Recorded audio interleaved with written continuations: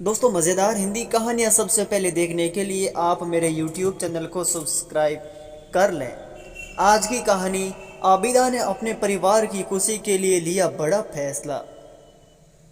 आबिदा अपनी गरीबी से काफ़ी परेशान थी। सिर्फ उसके पति जैनुल की कमाई से घर चलता था। जैनुल कपड़े सिलता था।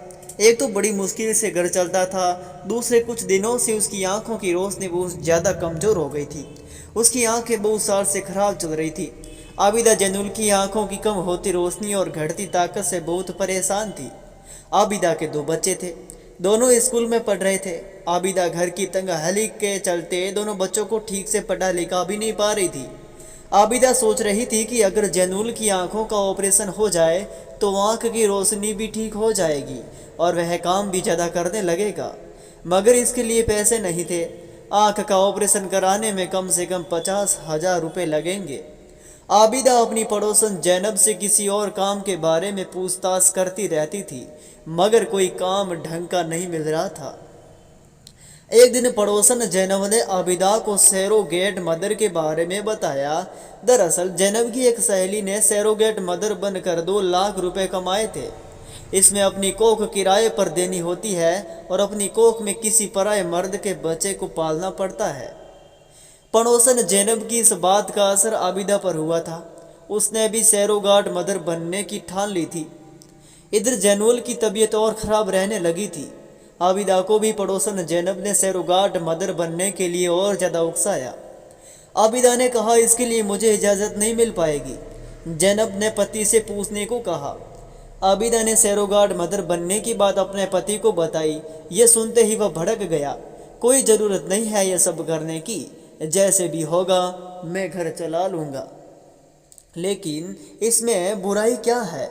जैनब की एक सहेली भी सैरोगाट मदर बनकर खुशहाल है। इस पैसे से तुम्हारी आंखों का ऑपरेशन भी हो जाएगा और बच्चों की पढ़ाई लिखाई भी ठीक से होने लगेगी। अब सैरोगाट मदर बनने में किसी के साथ सोना नहीं होता, ये सब डॉक्टर करते हैं। आबिदा ने पति जैनुल को मनाते हुए कहा।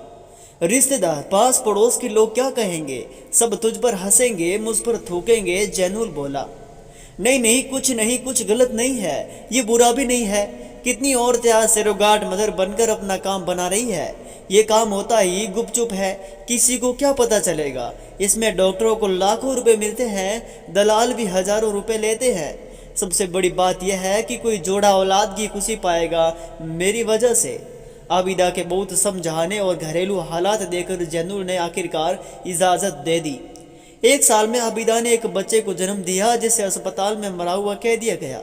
वह मन में खुशी दबाए लौट आई। उसे नहीं पता चला कि बच्चा किसका था और अब कहाँ है। आबिदा ने सैरोगाट मदर बनकर अपने पति की आंखें ठीक कराई, बच्चों को अच्छे स्कूल में दाखिल कराया। उनका खर्च भी आराम से चलने लगा था। कुछ दिन बाद लड्डू खिलाते हुए आबिदा ने जैनुल से कहा, लो मुंह मीठा करो। जैनुल ने पूछा, किस लिए? मैं आपके बच्चे की माँ बनने जा रही हूँ, किसी दूसरे के बच्चे की नहीं। और जैनुल की खुशी इस बार दोगुनी हो गई।